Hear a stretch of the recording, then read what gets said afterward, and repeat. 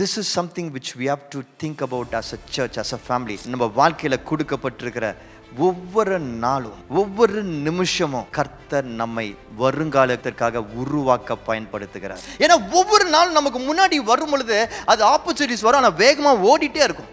நம்ம திரும்பி பார்க்கும் பொழுது கண் அசைக்கிறதுக்கு முன்னாடி இந்த ஆப்பர்ச்சுனிட்டிஸ் காணாம போயிட்டே இருக்கும். நம்மளை சுற்றி பல ஆப்பர்ச்சுனிட்டிஸ் இருக்கும். அதை எப்படி நம்ம எடுத்து பயன்படுத்த முடியும்னா we have to be prepared before itself.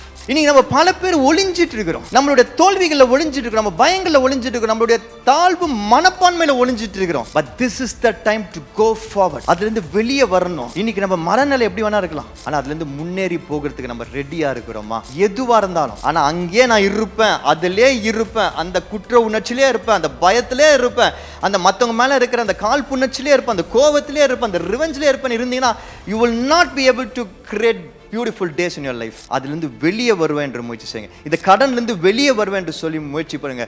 இந்த சுகவீனத்திலிருந்து வெளியே வருவேன் என்று சொல்லி முடிவெடுங்க. And you will see yourself coming out of it.